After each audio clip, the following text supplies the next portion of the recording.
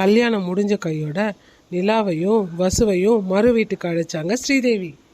வசுக்கும் வசுவோட ஹஸ்பண்டுக்கு மட்டும் சேரில் உட்கார வச்சு எல்லா வகையான சமையலையும் பரிமாறினாங்க. என்னம்மா இன்னைக்கு உன் புது மாப்பிள்ள வந்திருக்காருன்னு எனக்கு இது வரைக்கும் சமைச்சு போடாத வகை வகையான சமையல் எல்லாம் சமைச்சு வச்சிருக்கீங்க. பின்ன என் மருமக என்ன சும்மாவா? அவர் என் வீட்டுக்கு வந்தா அவருக்கு பிடிச்சதையும் செய்வேன், அவருக்கு பிடிக்காததை எல்லாத்தையும் சமைச்சு வச்சு என் கையாலே பரிமாறி அவரை சாப்பிட வச்சு ரசிச்சும் பார்ப்பேன். என்னத்த நான் இதெல்லாம் பார்த்ததே இல்லை. அத்தனை வகையா சமைச்சு வச்சிருக்கீங்க. எதுக்கிட்ட இவ்வளவு சிரமம் பட்டீங்க? ஒரே வாட்டி தான் சமைச்சு வச்சுட்டு சாப்பிடுனா என்னால மட்டும் எப்படி அத்த சாப்பிட முடியும்? மாப்பிள்ள நீங்க வரீங்கன்னு நடக்கிறது, பறக்கிறது, தண்ணியில ஓடுறது, தவிழ்ந்து ஓடுறதுன்னு எல்லா வகையும் சமைச்சு வச்சிருக்க மாப்பிள்ள. சாப்பிடுங்க மாப்பிள்ள. சரிங்க அத்த, நீங்க எனக்காக இவ்வளோ சமப்பட்டு எல்லாத்தையும் செஞ்சு வச்சிருக்கீங்க.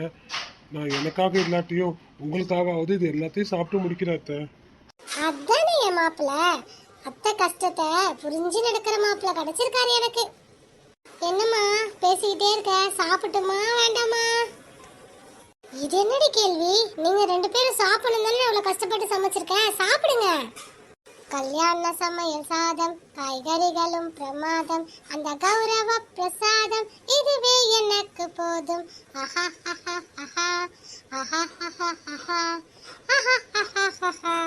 என்ன பூ மாதிரி பாட்டெல்லாம் ரொம்ப அமக்கலமா பாடுற?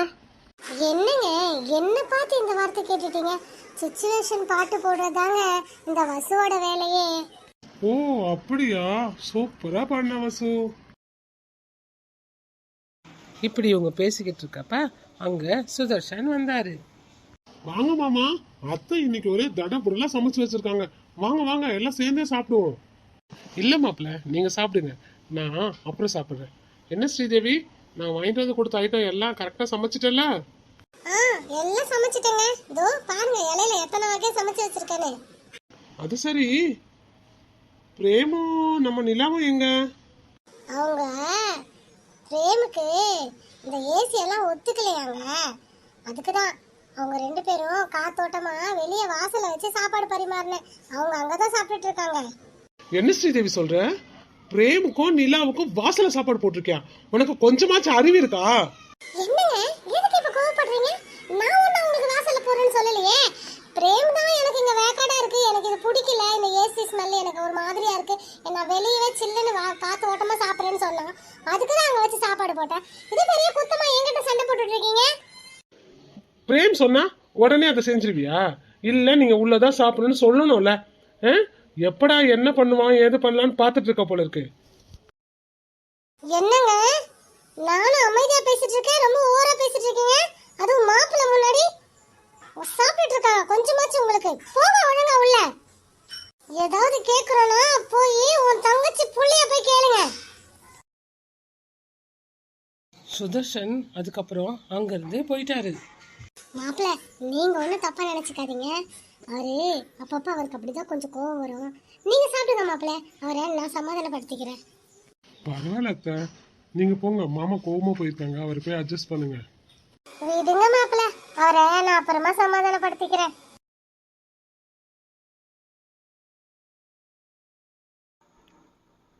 வெளியே நிலாவும் பிரேமும் டீ குடிச்சிட்டு இருந்தாங்க. அப்ப அவங்க ரெண்டு பேரும் இப்படி பேசிக்கிட்டாங்க. நிலா, இந்த டீயை நீ தானே போட்ட? ஆமாங்க தெரியும், எனக்கு நல்லா தெரியும். இந்த டீயை உன் கையால தான் போட்டேன்னு. அதுக்கு தான் டீ கூட இவ்வளோ டேஸ்டா இருக்கு. போங்க, உங்களுக்கு எப்போ பார்த்தாலும் கிண்டல் ஜாஸ்தி. ஏங்க உங்களுக்கு எதுவும் வருத்தம் இல்லையே? சேச்சா வருத்தமா? எனக்கா? எதுக்கு? இல்லை, நம்மளையும் மருவுக்கு தான் அழைச்சாங்க. ஆனால் எல்லாரும் சாப்பிட்டுட்டு இருக்கப்ப நம்ம மட்டும் வெளியே கொஞ்சம் டீ குடிச்சிட்டு இருக்கோன்னு எதுனா வருத்தப்படுறீங்களா? ஐயோ நிலா, நான் அப்படியெல்லாம் எதையும் நினச்சி வருத்தப்படல. இதை நினச்சி நீ வருத்தப்படாமல் இருந்தா சரி. அவங்க ரெண்டு பேரும் பேசிக்கிட்டு இருக்கப்ப அங்க சுதர்ஷன் வந்தாரு. அவர் வந்த உடனே நிலாவும் பிரேமும் டீ கிளாஸையும் பிஸ்கெட்டும் வச்சு சாப்பிட்டுட்டு இருக்கிறத பார்த்த உடனே அவர் மனசு உடஞ்சி போச்சு. அப்பா வாங்க வாங்க உட்காருங்கப்பா, நீங்க கூட டீ குடிப்பீங்க. மாமா வாங்க வாங்க, இப்பதான் உங்களை நினைச்சேன். இந்த அருமையான டீ குடிக்க மாமா இங்க இல்லையே, எங்க போனாருன்னு இப்பதான் நினைச்சேன். நீங்க வந்துட்டீங்க மாமா. என்ன நீலா பண்ணிட்டு இருக்க? என்ன இது? என்ன இதா? Tea biscuit daddy.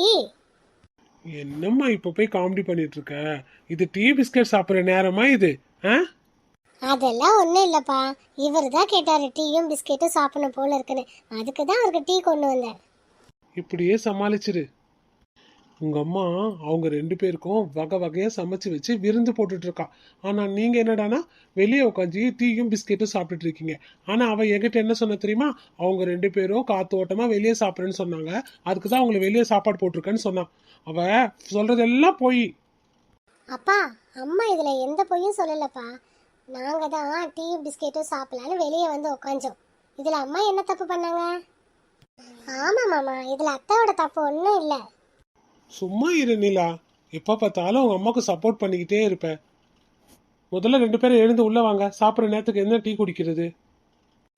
இல்லப்பா, நாங்க அப்புறமா சாப்பிடுறோம். நிலா என் பேச்ச கேட்பியா கேட்க மாட்டியா? பிரேம் 2 பேரும் எழுந்து வாங்க முதல்ல. ஏங்க, இதுக்கு மேல நம்ம அப்பா பேச்சு கேட்கலனா அப்பாவுக்கு ரொம்ப கோவம் வரும். வாங்க போலாம்.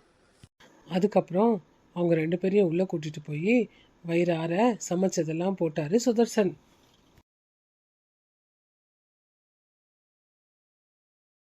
மறுநாள் காலையில் வசு நல்லா அழகாக ரெடியாகி ஹாலில் உட்காந்துட்டு இருந்தா. அப்போ அவ நிலாவை கூப்பிட்டா. நிலா ஒரு சாதாரண பூனம் சாரி கட்டிட்டு இருந்தா. ஆனால் வசு பட்டு புடவையை கட்டிக்கிட்டு தலை நிறைய பூ வச்சுக்கிட்டு கழுத்தெல்லாம் நகையை போட்டுக்கிட்டு அலங்காரம் பண்ணிக்கிட்டு வந்து உட்காந்துட்டு இருந்தா. ஏய் நிலா, என்ன ரொம்ப அசிங்கப்படுத்துற நீ. நீ கட்டிட்டு இருக்க புடவை எங்க வீட்டு வேலைக்காரி கூட கட்ட மாட்டா. எங்க வீட்டுல பிச்சை எடுக்க வந்தவங்களுக்கு தான் இந்த மாதிரி புடவைலாம் நான் கொடுப்பேன், அதுவும் தானமா கொடுப்பேன். நீ என்னடானா அதை கட்டிட்டு வந்து நிக்கிற. ஒரு நாளைக்கு கூலி வேலைக்கு போனாதான் உன் புருஷனுக்கு காசு. அந்த மாதிரி கூலி வேலை பார்க்குற பொண்டாட்டி இந்த மாதிரி புடவை தவிர என்ன மாதிரி பட்டு புடவைய கட்ட முடியும்? வசு சொன்னதை கேட்ட உடனே நிலாவோட மனசு ரொம்ப உடஞ்சி போய் அவ ரொம்ப வருத்தப்பட்டா. ஆனால் அதை எதையும் அவன் வெளியே காட்டாம அமைதியா வசுவை பார்த்து சிரிச்சா. இது மட்டும் இல்லை, இந்த மாதிரி பல விஷயத்துல அவ ஒரு பணக்காரின்னு வசு தான் கர்வத்தையும் நிலா கிட்ட காட்டிக்கிட்டே இருந்தா. இதோட முடியல. ஸ்ரீதேவி கூட வசுவையும் அவன் புருஷனையும் ஒரு மாதிரியும் நிலாவையும் அவன் பிரேமையும் ஒரு மாதிரியும் பார்த்துட்டு இருந்தா. வசு, என்ன மாதிரி பூனம் சாரி கட்டுறவங்களுக்கும் சரி, உன்ன மாதிரி பட்டு புடவை கட்டுறவங்களுக்கும் சரி, மனசு நல்லதா இருந்தா மட்டும் போதும். அடுத்தவங்கள புண்படுத்தாம இருந்தா அதுவே நல்லது. இப்ப என்னடி சொல்ல வர? என் மனசு நல்ல மனசு இல்லைங்கிறியா? அப்படின்னு நான் ஒன்றும் சொல்லலை.